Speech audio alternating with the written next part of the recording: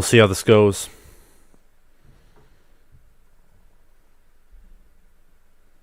And we're here. We're live. And this is awesome. We're back. It's been a while. I was on a break the entirety of Thanksgiving for the most part. But here we are, back to the normal routine. And we're going to be talking about Week 13. We're going to be talking a little coaching carousel things, like Luke Fickell, Hugh Freeze, which I have no idea why Auburn hired him. I mean, great record, good coach from a football aspect, but from a personal aspect, and all these other things, like what he did at Ole Miss, cheating, scandals. I'm not a fan of it. But anyway, go Blue, amazing, what's up? Armand, it's good to see you. Hey, Tyler Stossel, how are you doing? Sean, you have amazing sportsmanship to say congratulations to the Wolverines after the win. I myself was taken aghast by that game. Michigan, and we'll get to this for a little bit later, but I want to make individual videos talking about this rivalry, the game, because what Michigan did this past Saturday is they completely flipped the script. Not just for their program, but also for Ohio State's too. Like, what they did in Columbus was nothing short of unexpected, nothing short of insanity, and nothing short of abuse. Michigan beat Ohio State in a harsher fashion than they beat them last year. And I didn't think that was possible. But here we are, lo and behold. Checking in to say that I told you all Michigan was going to wipe OSU. And P, if indeed you did say that, you were right. Michigan did wipe Ohio State. And again, couldn't believe it. But we'll not get too focused on that. We're going to get more into the coaching changes. We'll talk a little Big Ten, Michigan State. We'll talk some Cade McNamara too. Talk a lot of different things. Maybe we can talk about, if you all want to, I guess I'll ask the chat about this, if you all want me to tell you a little bit about the Big Ten 2023 football schedule and some of my very early thoughts on the Big Ten next season, by all means. But first and foremost, I want to go through all the different impressive wins and such. Did you watch Roman Wilson's vlog? No, I did not. I know he had a YouTube channel. I watched his first vlog, but I think I'm going to go back and watch it. Chris Huston, congratulations to your Wolverines on an impressive win over Ohio State at their stadium, and first back-to-back wins over Ohio State in over 2 decades. Mind all of you. Oh yeah, you are the Tennessee fan, and you did say that. I very much remember that. Now knowing that Michigan beat Ohio State, I now wish you beat South Carolina, just so that there is a very good chance that Alabama doesn't. If Alabama makes it in with 2 losses, that's just disappointing. I'm still shocked that Michigan beat Ohio State the way they did back-to-back. Same here. Nick Weber, hope Cade ends up somewhere that'll win. All right, let's talk about this. Okay, so where do we begin? Well, we begin on Thursday, the Egg Bowl.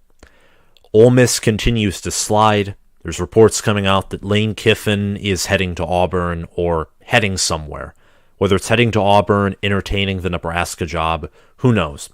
Mike Leach gets his first Egg Bowl win. Mississippi State has their best season since Joe Moorhead's first year. I think they went 8-5 that season. Yeah, 8-5, maybe 9-4, but I'm pretty sure 8-5. Mississippi State finishes 8-4, 4-4 in the SEC. Pretty solid team. I have them in my top 25. They beat Ole Miss, who started off, I think Ole Miss started off 7-0 is what they started off. And they did not look top 10 from the beginning. I never had them in my top 10, or if I did, they weren't very far in. And they've slid 1-4 since starting off 7-0, losing closely to Bama, getting destroyed by LSU. They barely beat Texas A&M. They lost to Mississippi State.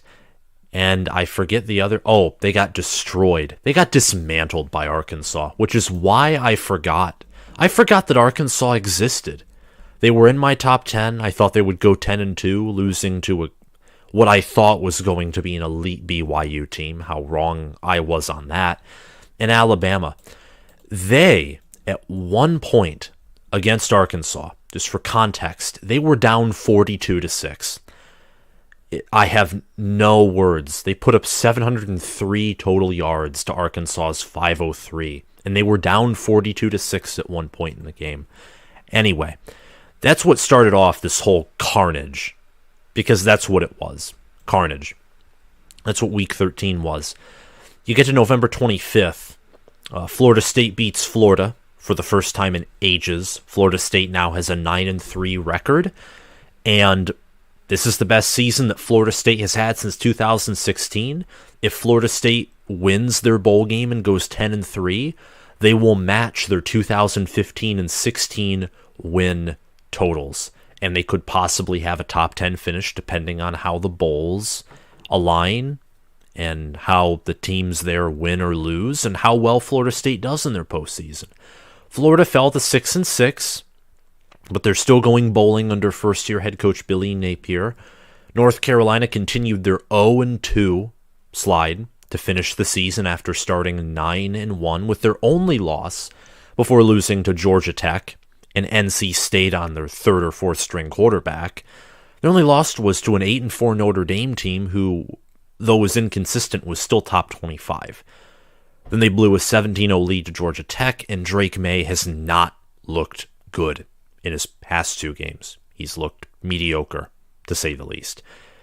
Despite the fact that he is probably one of the best, possibly the best players in the nation because he's from an ACC school and because, under the radar candidate from the beginning, he never got any Heisman attention until, ironically, the week that he backslid. So all these things, whether it's conference strength, team strength, reputation, media, the fact that North Carolina isn't a good team overall, and the Heisman's often awarded to teams who go to the playoff or close or were once in the playoff conversation. North Carolina never was that. It's unfortunate for Drake May, and fortunate that they lost one game, because you never know with the committee. A one-loss ACC champ could get in, but it is kind of a sad story. UCLA barely beat California by 35. That helped keep Washington, who is 10-2, out of the Pac-12 championship game and helped secure Utah's place. Tulane got to 10-2. They beat Cincinnati. The interesting thing about that game is I think Willie Fritz just got hired. Yeah, he just got hired by Georgia Tech. And Luke Fickell got hired by Wisconsin. So the battle for the American Conference is going to be between two teams that will have two interim head coaches, I think. That's at least what I think. But maybe I'm wrong. Maybe Willie Fritz or one of the other, and Luke Fickell, maybe them both will end up coaching in the American Conference Championship game before moving on. Maybe. And yeah, just goes to show that Willie Fritz, what he's done at Tulane this season, 10-2, they beat Kansas State. They've been around a 6-win football team since he got there in 2016. They went 2-10 in 2021. They went the inverse of that this year. Only losses to Southern Miss, who Southern Miss is 6-6, and they lost to UCF. UCF is 9-3. And actually, correction, Cincinnati isn't in the American Conference title. UCF is. So UCF versus Tulane. Cincinnati is out, and they were out by losing that game. It was going to be the winner of Tulane-Cincinnati that would get in. The only way Cincinnati would have gotten in is if UCF didn't beat South Florida. And they did beat South Florida. Non-ranked game, of course, but Nebraska beat Iowa at the same time that it was announced that Matt Rule was going to be Nebraska's head coach. Nebraska goes out, and with Cooper DeJean being injured, they humiliate Iowa in Kinnick Stadium. Texas, who perhaps by power rankings is the most overrated team in history, finished 8-4, 6-3 in conference, and beat Baylor by double digits.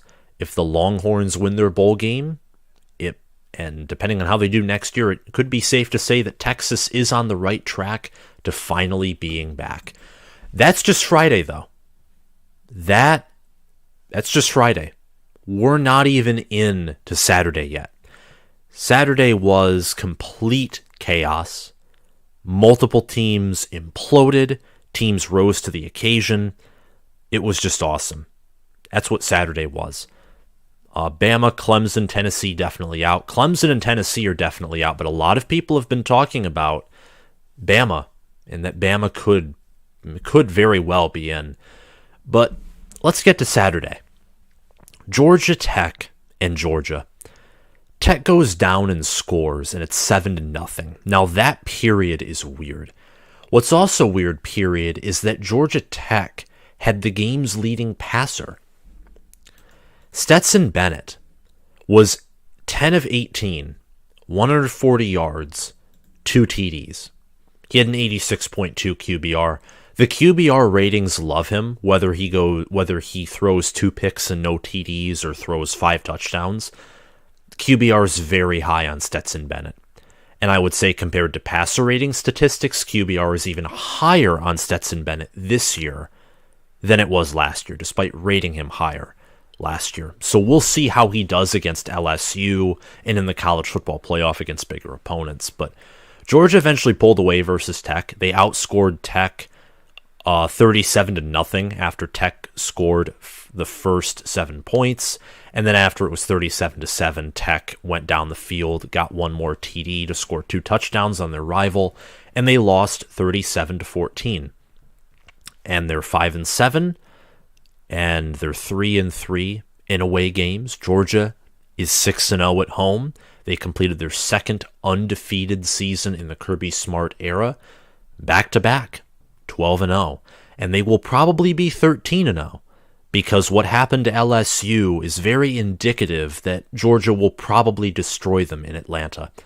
Michigan beat Ohio State 45-23. The Buckeyes started out 10-3, and it felt like they were beating them 21-3, if I'm being honest, at the end of the first quarter.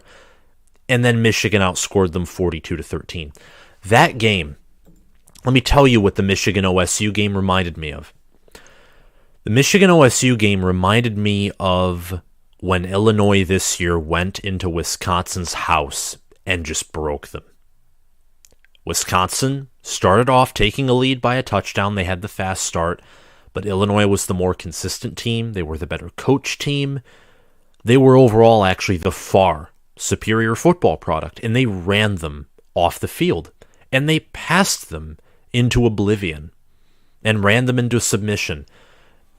That's what Illinois did in Camp Randall, and then Paul Chryst was fired.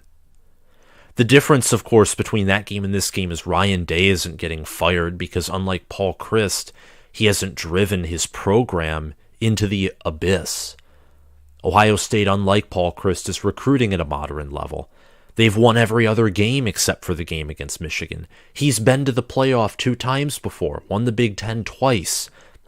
He probably would have beaten Michigan 99% sure if they played in 2020.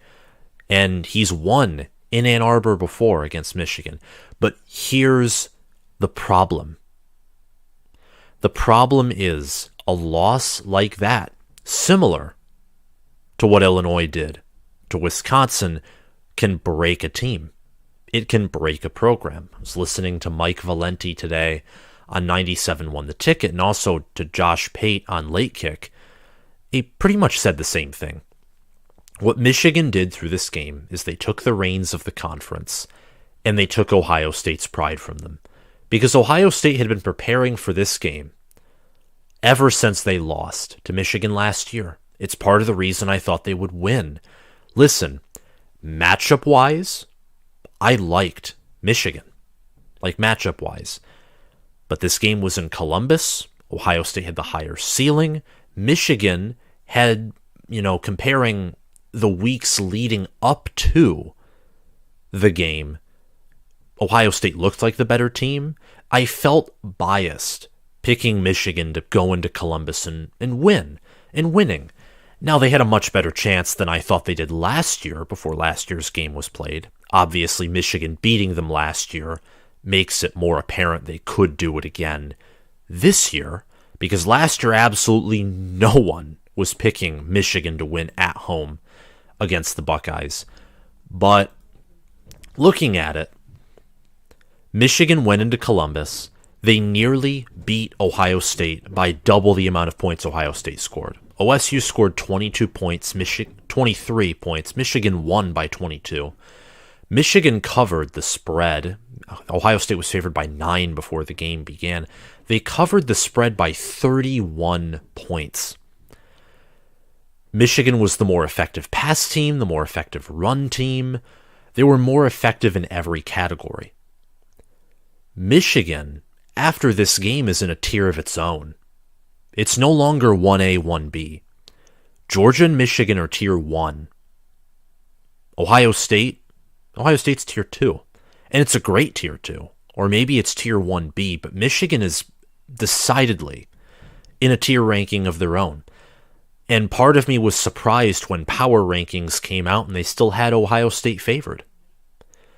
What Michigan did to Ohio State was what Ohio State had done to Michigan in the Urban Meyer era, and what Mark D'Antonio did to Michigan after Lloyd Carr retired, and what Ohio State has done to James Franklin. I think like what they did, how they beat Penn State in 2017 and 18, those close losses, but they were just enough. They were the straws that broke the camel's back, and James Franklin went from a coaching genius like he was at Vanderbilt, and in the early days of his Penn State career where he had a better staff, Joe Moorhead and Brent Pry in his early tenure as Penn State's defensive coordinator. Like those 2016 and 17 Penn State teams have no Penn State team since then has gotten close to achieving what those teams were close to and capable of achieving. That's what Michigan did to Ohio State. And Ohio State, how they respond, they could respond back well. Ryan Day could reinvent himself, give up the play calling sheet. I don't think he should be fired. I don't think he will be fired. I think that talk is actually asinine. It's ridiculous. Ryan Day's a good football coach. In fact, he's a great, great football coach. He's one of the best in the nation. I actually think he's an elite head coach, or close to an elite head coach. But there are things he can do to improve himself, just like what Jim Harbaugh did. Jim Harbaugh, the Jim Harbaugh you saw Saturday, and the one you saw last year against OSU, that Jim Harbaugh never took the field against Urban Meyer. Never. Urban Meyer never faced a Michigan. Urban Meyer's never faced a Michigan team like this year's Michigan team. And he hasn't faced 2021's Michigan team. Now, he faced a really good 2016 Michigan team, but a 2016 Michigan team that wasn't as mentally tough as the 21 or 22 units. And that Jim Harbaugh and that coaching staff with Don Brown and Jed Fish just wasn't the same. So Michigan's gotten better. Ohio State, they've improved in some areas. They've also regressed defensively. Ryan Day has still never fielded a defense outside of 2019 that compares to Urban Meyer's average defenses at Ohio State. Jim Knowles literally looked like Don Brown 2.0, and that's where I'm going to end this. Though I do think that Jim Knowles is better than Don Brown, but only time will tell. That was that game.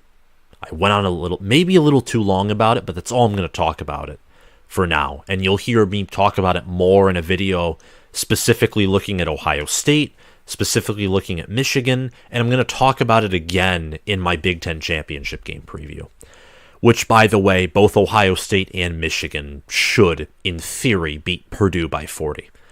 TCU, speaking of beating teams by 40, they beat Iowa State 62-14.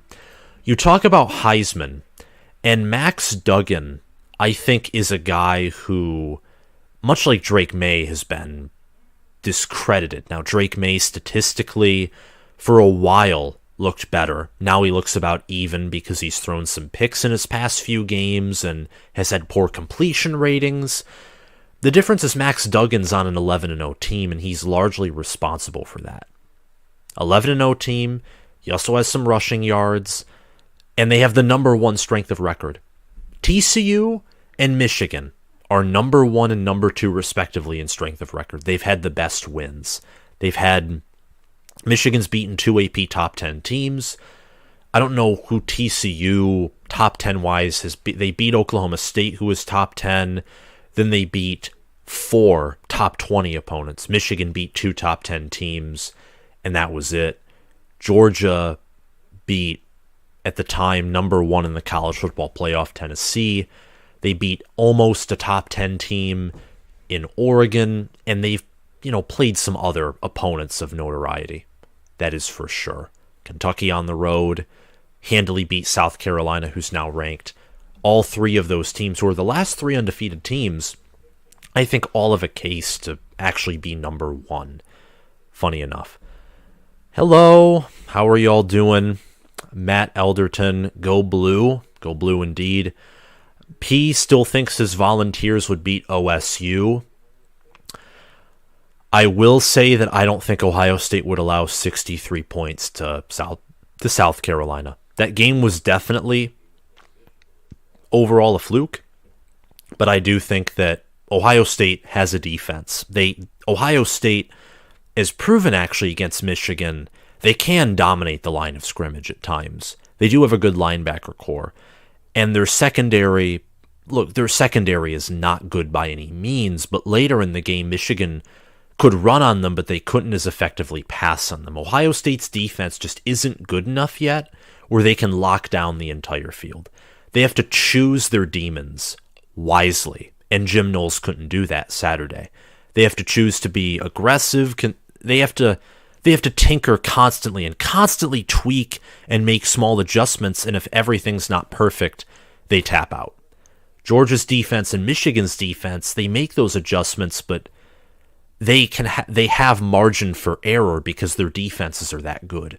Their players and their entire unit, they don't have too many weak spots to where they can, one part of the field doesn't always have to play their A-plus game in order for the team not to fall apart. Hello, Peter Shea. How are you doing? Sean Quigley. Duggan is legit. Oh, he is. He's gutsy. He also has to give up the play calling. Banks, our leader, was out of the game.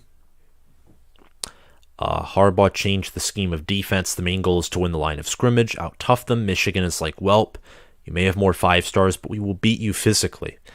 Yeah, Michigan, I don't know how Michigan did it, but Michigan was the more effective pass team. Michigan did to Ohio State what Ohio State did to us back in 2018. That's the last thing I'm going to say about that game. The game, 118th edition of it. The chaos doesn't end there, though. Texas A&M beat number 5 LSU 38-23. They dominated LSU. And funny enough, Texas A&M is 5-7, 2-6 in the SEC. Thankfully, what this did is this pushed out the most overrated top 5 team in history, because you looked at any efficiency metrics and points per game and points allowed per game especially, and you would know that LSU has no business being in the playoffs. LSU, if they majestically beat Georgia, you'd know that if they rematched, Georgia would win by 50. And Michigan, TCU, Ohio State would beat they would crush LSU. They would do to LSU what Tennessee did to them. But that's done. LSU with that loss is out of the playoff. Even if they beat Georgia by 50, a 10-3 LSU team is not going in, especially losing to a 5-7 A&M team who's struggled all year to score points. In fact, Texas A&M has not scored more than 31 points all year. They scored 20 against UMass. They scored 31 against Sam Houston. They scored the most points they've scored all season against an LSU team that held Bama to under 30 before overtime took place. That's a war crime. That's an absolute war crime. I don't know what else would be a war crime in comparison to that. And South Carolina beating Clemson 31-30. Spencer Rattler threw a pick six. Clemson went up 14-0, and South Carolina just kept chipping away.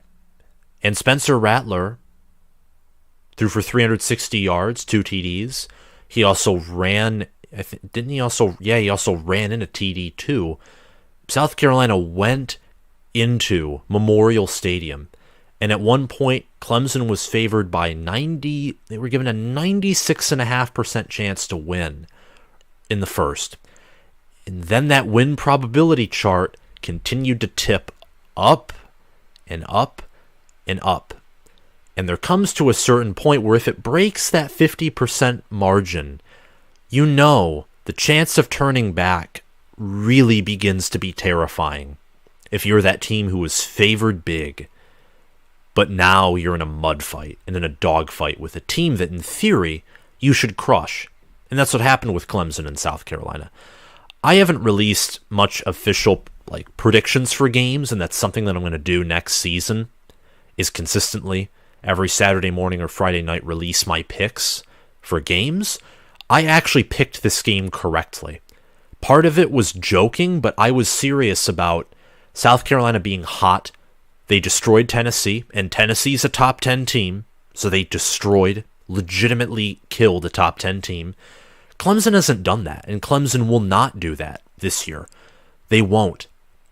Clemson, the two opponents they have faced with a pulse are South Carolina and Notre Dame, and they got wrecked by both of them. The score of this game could have been even more lopsided. And it really wasn't lopsided, but South Carolina hasn't beaten Clemson since 2016, so much like Michigan, if Michigan just beat OSU by a field goal last year, that would have been stunning. That would have been shocking, and that's exactly what this win was. Exactly. And Oregon State beating Oregon 38-34. I think Oregon led by darn near... They led by 21 points late in the third quarter. They were given close to a 99% chance to win. And then that win probability graph fell like a roller coaster. You should look it up. It fell like a roller coaster. Kansas State beat Kansas. Washington beat Washington State. Kentucky upset number 25 Louisville. By upset, I mean rankings. I think Kentucky was favored.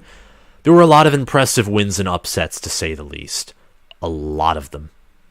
But we're 30 minutes into the show, and I do want to move on to bigger and better things. We'll talk a little bit about the coaching carousel. I want to talk about Cade McNamara specifically, and Chase McClellan. Those are two guys who are in the transfer portal who I think could be good additions, not just for teams nationally, but especially for Big Ten teams. Especially. Chase McClellan obviously being a 5-star recruited by Alabama. Not Chase McClellan, but Trey Sanders. Trey Sanders, 5-star out of Alabama. And Cade McNamara, 4-star out of Michigan. Both are in the portal. Cade entered today. And I'll tell you right now, I think Notre Dame, Iowa, Wisconsin would be a good fit for Cade. For Trey Sanders, I don't know what would be a great fit, but he's 6 foot, 214 pounds. He's a junior. He's played in 2020. Got 314 rushing yards in 2021. Only got 80 rushing yards this year and 13 receiving yards. And he entered the portal because Jahmyr Gibbs and Chase McClellan exist. That's why he's in the portal. So, yeah, that's that, if I'm being honest with you. I think that Cade is a phenomenal QB in a certain sense. Like, no, he's not elite, but he led Michigan to their first win over Ohio State since 2011, and he saved Jim Harbaugh's job security, because if they lost to Rutgers, Michigan probably fires him, if I'm being honest with you. Maybe they wouldn't, but 1-5, believe me, is much worse than 2-4. But before we get to that, I want to talk about why your team stinks. Just for a few seconds. I feel like I've went over this a little bit, but I want to talk about it some more. So your team stinks. Let's start off with Oregon. You're 9-2. There's a slight chance that if all hell breaks loose, you can reach the playoff. You have Bo Nix at quarterback, who honestly, in my opinion, Bo Nix should go to New York. He should. His team, it's like Drake May. His team is 9-3. Without Bo Nix, Oregon would not be anything. They would probably be what I thought they would be entering the year. 7-5 product. But Bo Nix, because he played much better than I thought he would, completely changed that. Oregon lost to a rival who hasn't beaten them. They beat them in 2020, but outside of that COVID year, they've not been very competitive with the Ducks. Oregon lost to a team who passed for 60 yards, threw 2 picks, and averaged 4.6 yards per pass. They lost to a team who averaged more yards per carry than yards per passing attempt. Oregon went 0-5 on 4th down. That right there is a padlock stat. That's what Josh Pate would say. It's a padlock stat. You go 0-5 on 4th down, I can bet you 90% of the time you're not winning the football game. Actually, probably more than 90%. 0-5 on 4th down. If you win and you go 0-5 on 4th down, you're a psychopath. You're still a psychopath for going for it 5 times. I don't know how that happened. I confess to you that I have not watched the entire game, but losing in that fashion, when you have a Heisman QB, you have a good running back room, it's just unfathomable. But it's why you play the games. And it's why Oregon State and Jonathan Smith are so good. Jonathan Smith he was the guy who catapulted Chris Peterson into the college football playoff with his genius offensive philosophy. And Oregon State's 9-3. I think they're a top 15 team, but Oregon, shame on you. You had a chance to go to the playoff and quite literally within a span of 3 games, it's blown. Losing by 3 to Washington at home, losing by 4 on the road to Oregon State, only beating Utah by 3, which is a really good win because Utah was top 10, and I still frankly think they're top 10. All their losses were close, and they lost to a good Oregon team. They lost to a good UCLA team, and they lost to an inconsistent Florida team, but power rankings, efficiency metrics, and my own personal opinion through the eye test, I think Utah's a very solid team. But Oregon's now 9-3. They're not playing in the Pac-12 championship. Utah is, though. It's Utah versus USC rematch. USC's favored by the spread, but Utah is favored by power metrics. So that's an interesting case study there, for sure. Another edition of Your Team Stinks. Let's go. Let's go to UNC. Just picking this out of my mind. No defense, all offense. You are the Iowa of the ACC. You know, the Big Ten viewed as a conference of defenses. The ACC last year showed it. The ACC outside of Clemson last year was a collection of offenses. And Georgia Tech, too, because Georgia Tech is just Georgia Tech. But the two best teams in the ACC last year, at least by the ones who appeared in the championship game, were offense-only or offense-centered teams. Pittsburgh, Wake Forest. You are the Iowa of the ACC. In the ACC this year, none of the ACC teams have great defenses. None. Clemson last year, really good defense. They don't have that this year. Mickey Conn and that staff, they are con men. And allowing 31 to South Carolina just simply shows that. UNC losing to North Carolina State, and it's a rivalry game, like a lot of these matchups in Week 13 or late in the year are. It's still pretty atrocious. It's pretty bad. Iowa's 7-5, and they were 10-2 last year for a reason. I mean, if they had a better QB last year, or a better O-line last year, they could have went 12-0. I mean, they lost to Purdue and Wisconsin, who were not even 10-win teams last year. They were good teams, close to top 25 or top 25 teams, but there's a reason why one-dimensional teams can't go undefeated, because you bump into someone who's solid, or this happens. Even to really elite teams, there's games where their defense completely fails and they need their offense to bail them, or the inverse, and they can, because Georgia has an elite defense and an elite offense. So if one fails, the other can still bail the other out. You can't do that if you're North Carolina or Iowa. The Nebraska game was a perfect example of it.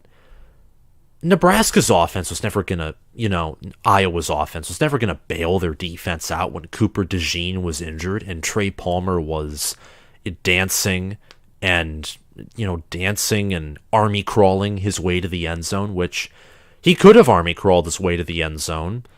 And he was so wide open that he could have done it from the 10-yard line and still gotten a touchdown. If, of course, NFL rules applied and you need to be touched to be considered down. It's just insane. It's the same thing with UNC. Like, I ranked UNC in my top 20 because their only loss was to Notre Dame, and I love offensive teams, and I also love teams that find ways to win, even if they aren't ranked high in power metrics. Texas is ranked high in power metrics, but they find ways to lose. UNC and last year's Iowa looked like teams that found ways to win. They're mentally tougher than Texas. But UNC's fallen apart. When you blow a 17-0 lead to Georgia Tech, you're falling apart. When you lose to NC State, who's banged up, they're not who anyone thought they would be in the preseason, you're busted. And they're entering the ACC title game, and we know that Dabo Swinney's a better head coach than Mac Brown. Clemson, they lost to Notre Dame in humiliating fashion, and South Carolina was probably just as humiliating. They lost at home by a point to South Carolina, who, to put it in perspective, got blown out by Florida and lost to Missouri. I digress. But Clemson, they're probably going to crush UNC in that title game. One more of your team stinks. Just actually two more. One of them being Clemson. We already talked about this a little bit. Losing at home to your rival by 1 point. A rival that has Spencer Rattler. A rival that is wildly inconsistent. A rival that you have not lost to since 2013. You were favored by double digits to win this game. You're favored by 14 points. The whole world thought that Ohio State was going to win last year and this year over Michigan. Yet they were only favored by single digits. And granted, Michigan, and Ohio State were both top 5 teams in this year's and last year's matchup. South Carolina was unranked coming into top 10 Clemson's home. But nonetheless, Clemson's fallen through power rankings all year. Everyone knows and talks about how they are worse than their record indicates. But everyone picked Clemson. Most of everyone. But South Carolina, who again has lost to Missouri, Florida, they've also, just wait for it, they also lost to Arkansas, who's 6-6. The only good team they've lost to is Georgia. They lost to by 41 points, and they beat top 15 Kentucky, but Kentucky's 7-5. South Carolina has good wins for getting back on track, but for being a permanent contender, their best 2 wins have come in the last 2 weeks. Blowing out Tennessee 63-38 at home, and going on the road and beating Clemson by 1. Clemson, your quarterback went 8 of 29 for 99 yards, a TD, and a pick. He averaged more yards per carry, 4.3, than he did passing for 3.4. He had a 27.5 QBR, which is worse than Spencer Petrus's average. It's terrible. It's disgusting. Trevor Lawrence, Deshaun Watson, they're factored into Clemson still being ranked in the top 10 in the AP poll after losing this game, which, by the way, they're not even a top 15 team. It's the same thing with Alabama, except to Alabama's credit, they didn't get blown out on the road, and they didn't lose a home game. They lost 2 road games by a combined 4 points. In my opinion, this Alabama team's like the 2016 Michigan team. If you change one play, they're probably in the playoffs and they might compete for something. They're a good team. They're not elite. There are 4 or 5 teams that I think are better than Alabama, but part of that's because of their loss and not the actual talent or potential that we all know that they have. Clemson is none of that. They don't have potential. They don't have potential power. They don't have a good coaching staff. They have a good head coach, who even now that's probably being questioned as to how elite he is. He's undefeated in the ACC, but 2-2 against non-conference opponents.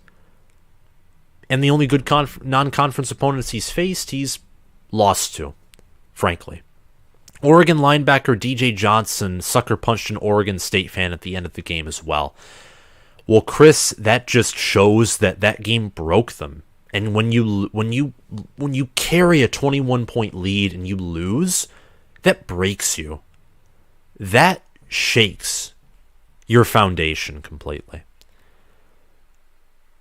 And it's not good. It's not good at all for Clemson or for any of these teams I'm talking about. Not all of them are terrible. Not all of them suck or stink. I just use that to say, listen, you lost a game you shouldn't have lost, or you looked really bad this week. And some would say you could do that for Ohio State. And no, Ohio State didn't look great, but they lost to an undefeated team, and I've already talked about them for a while. Last but certainly not least is Michigan State. You're 5-7. You were in that Penn State game, and you just couldn't hang on. You couldn't do it. And Penn State, they're 10-2.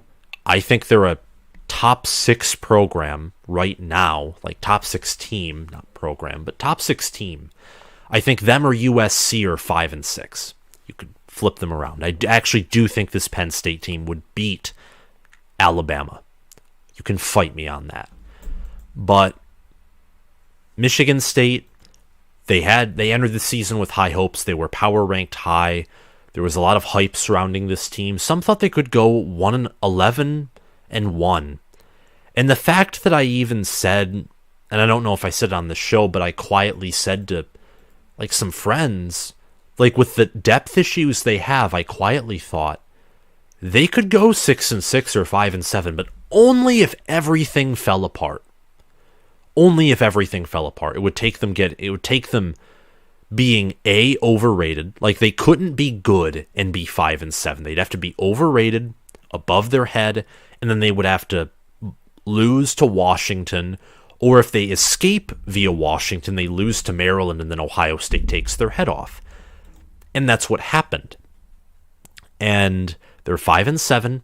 They could, because UNLV declined their bowl invitation, because Marcus Arroyo, I think that's how you say his name, was fired, whom, by the way, look what he did with Justin Herbert at Oregon. Speaking of Michigan State, and I got this idea from an MSU fan. Fire Jay Johnson and add him to the list of offensive coordinators who you should hire, or at least look into hiring. But Michigan State, Mel Tucker, he's had 2 losing seasons at MSU, 1 11-win season. It's too early to tell, if I'm being honest. It's very early to tell if he is the guy for them or not, or if like his contract or whatever is worth it, which is why I'm not going to be speaking much on it. But they're 5-7, and their team is not good. Michigan State is not a good football team right now. They're 5-7, and if they make a bowl game and they win, God bless. If they lose, God bless. It really doesn't matter at this point, no matter what. They're finishing under 500, which is a failure. Blue, I still think Michigan might need a better OC. This was easily our best offensive performance, but it was helped by the Buckeyes making basically no defensive adjustments. Be proactive, not reactive. You know, I do like that, if I'm being honest. I do. And Ohio State did make some adjustments to their credit, but they weren't good enough adjustments. And they were, like you said, they were reactive adjustments, which by the time they reacted to them, it was, too late. Cornelius Johnson already torched them 2 times, and Colston Loveland torched them a time. And then when they reacted to that, Donovan Edwards broke for 2 big runs. They were too reactive. And MSU also, they really do miss Kenneth Walker. Amazing. They definitely miss him. I wonder if they are going to get like some star player through the portal, because none of the players they got through the portal this year were star players. Jacoby Windman looked like it early, but then we realized, like Michigan State's O-line, for example. Michigan State looks like a top 10 team against these very weak teams. They do. They're extremely efficient and impressive against teams with inferior talent. But once you get close to the talent level they have and challenge them, they can't beat you. The 2 exceptions being Illinois and Wisconsin. Illinois was a great game. Wisconsin was a home game for homecoming. Both were much needed victories because, again, if you don't have those, you go 3-9, and the conversation is entirely different. I think I don't know why I did that. Did I just insert an ad for all of you? Or something? I don't know if I did or didn't. Can anyone let me know in the chat if I inserted an ad or not? I clicked a button accidentally. If not, then I'm just going to continue. But, yeah. That's Michigan State, they need to get back on track. But anyway, let's get into the transfer portal a little bit. I want to ask your guys' thoughts, and this is what we'll do for the coaching carousel point. Oh, I did. That was my mistake. I did not mean to insert an ad. That was my bad. I accidentally clicked the button. That's my bad. Not doing that again. But let's get back to business. Talking about the coaching carousel. Do you think that Luke Fickell being hired by Cincinnati is a good move? Why or why not? And I think that I am going to introduce live call-in shows too. I think I want to set that up. Whether I create a Discord and have all of you join it, or different ideas, or whether I purchase a phone for myself that isn't my personal phone, or get an app with a different phone number and have you guys call in, I can do either. But I do think I want to introduce that so I can ask you guys questions and have you engaged as part of the show. Do you think Luke Fickell was a good hire at Wisconsin? I think it is. I know that some think it isn't, but I think Luke Fickell's hiring at Cincinnati, or not at Cincinnati, but Wisconsin, I think it's great. I think that, he's 63-25 as a head coach. He went to 2 New Year's Six Bowls at Cincinnati with grossly inferior talent to the teams he faced in Georgia and Alabama in the 2020 Peach Bowl and 2021 Cotton Bowl. And he went 9-3 this year, losing to Arkansas on the road early before Arkansas fell apart, lost on the road to UCF, and lost at home to Tulane. No shame in that. And that was after the majority of his team left to be drafted, so he can produce NFL talent as well. Yes, it's a good hire for two reasons. One, Leonard didn't perform well throughout the season. Two, it shows that Wisconsin's program is willing to move into the modern age. Bingo. Bingo, bingo, bingo. And I do think, and I do want to say this here, and I'm going to say it more too, I do think Luke Fickell will win Wisconsin a Big Ten title. And I say that to say that, look, Jim Harbaugh, great coach. I think after this year, because I think they're going to beat Purdue, I think that's 99% probable. And I think that Michigan is not going to be matched up versus Georgia because they'll be 1-2. And I think Michigan, I expect them to get 14 wins this year. 13 or 14 wins is what I expect from my team. And I'm just going to say 14 because Purdue should beat Purdue, and they should beat the team they play in the semifinals. And then they should face Ohio State or Georgia. I think the only team that can beat Georgia is Ohio State outside of Michigan. I think it's those two teams are the only two teams who can beat Georgia. Maybe TCU, but I think TCU's in that 3 spot. Maybe they can be in 4th. Maybe. But I think even if they lose, they're in. And then they'd be in that, I don't know. It's interesting. I think that TCU is probably going to beat Kansas State, but we'll see. It's going to be a very close game, but I expect Michigan to get 14 wins. Like, I really do. But where I was going with this is that Jim Harbaugh is not infallible. He's lost before. He's had down years. He's not Nick Saban or Urban Meyer. Now, maybe what he is he's Dabo Swinney, where after 7-8 years at a program, he got jump-started, and he's going to bring Michigan to win multiple national titles. Or maybe he is now Nick Saban and Urban Meyer, and he just reinvented himself into that after the 2020 disaster. But we'll have to wait and see because he hasn't won a national title yet. And Ohio State? Listen, Ohio State's 1-2 against Michigan under Ryan Day, but they've never lost to any other Big Ten team. Now, they've lost non-conference to Oregon. They've lost to Clemson and Alabama in the postseason. That's 3 losses. 40% of Ryan Day's losses are to Michigan. Now, maybe Michigan's the only team that can beat Ohio State, and Ohio State's just that good. But Ohio State has a home and away series against Wisconsin. They hosted them this year, blew them out. They're traveling to Madison next year.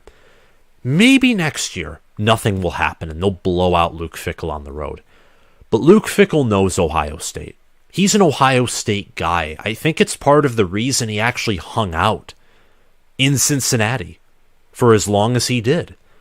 But now he knows the OSU program. He has Big Ten connections, MAC connections, American connections. He can recruit there. He can develop inferior talent compared to the big guys and compete with them. Look what he did against Alabama. And now he has better talent than Cincinnati, better resources, a more committed program, and he gets to face Ohio State multiple times. If he's as good as a coach as they come, if he's like a top 10 coach, which a lot of people think he is, don't you think that there's a realistic chance he beats Ohio State? And a very realistic chance that he could beat Michigan, too. I don't know when they face Michigan next. Maybe the next time they meet will be in Indy, if divisions last, or if Wisconsin does transform itself into a top 10 team when divisions are abolished, when USC and UCLA join, which is going to be what likely happens. Kel's 14. Sam, good game this past weekend. Hope you had a good Thanksgiving. I had a fantastic Thanksgiving. And even if we lost, The time that was spent with my family and loved ones, extended family, my girlfriend, it was phenomenal. But Saturday was really fun, and it was the ultimate icing of the cake. Wisconsin got the home run hire. And one more thing I want to talk about before we get off is not Matt Rule in Nebraska. I've already made a video on that. But Cade McNamara. And where does he end up? He's 6'1", 206 pounds. He was the 7th pro-style QB in the country in the 2019 recruiting class. I think he's going to be a senior after this season. And I look at him and his build. He can't run, but he can't run. You have to scheme him to run, like the staff did last year against Michigan State and Ohio State, where he ran some QB draws when no one expected it. That's the only way he can run. But he is an effective passer. He is efficient. He can make NFL throws. And before J.J. McCarthy had his performance against Ohio State, Cade McNamara had the better deep ball. Comparing both seasons, like comparing both starts before the OSU game, Cade had the better deep ball.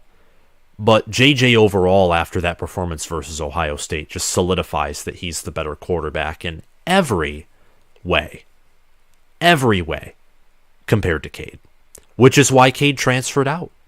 Cade can't beat him. After what JJ did in Columbus, and the fact that JJ led them to a 12-0 season and will likely lead them to a national championship game appearance, or at least he should.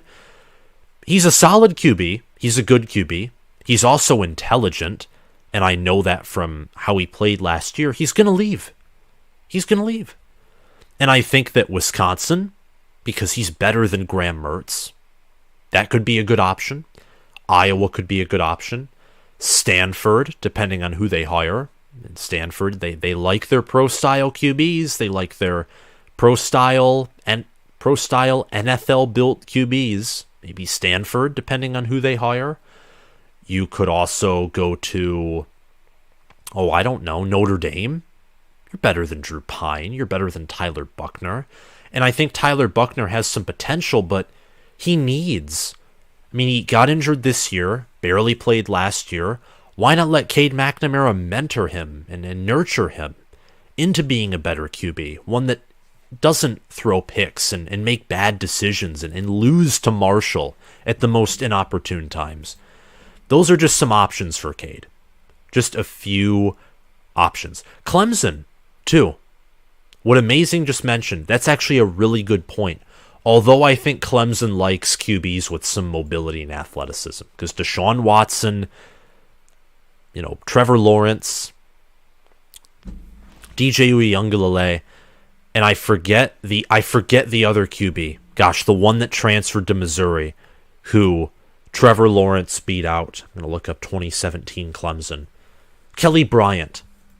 They all had mobility that Cade didn't have. That'd be a good option if Clemson can get an O-line. If Clemson can get an elite O-line, good wide receivers and tight ends who can not just catch the ball but block, with Will Shipley at running back, absolutely go to Clemson.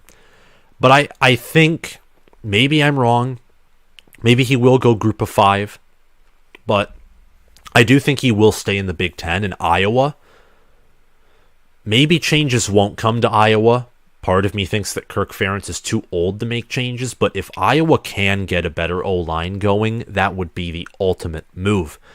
And it would be like us gifting Iowa something in return, because they gifted us Jake Rudock in 2015, who was a huge part of our success. And I think that if Cade McNamara got a better O-line than Iowa's last year, and he chose Iowa, transferred there, boy, they could be a top 15 team. Just with those two changes, a better O-line and him at QB. Not even upgrading the wide receiver room or the tight end room, which already has its successor to Sam Laporta in Luke Lachey. That right there, though, is all I'm going to say to this video. We're reaching an hour. I know I, did a while on time, but I haven't been here in a while. I'm really excited to get back into this, to make some more videos and talk college football, especially Big Ten football with you all, which I've realized is the main purpose of this channel, and it's really going to be my main focus moving forward.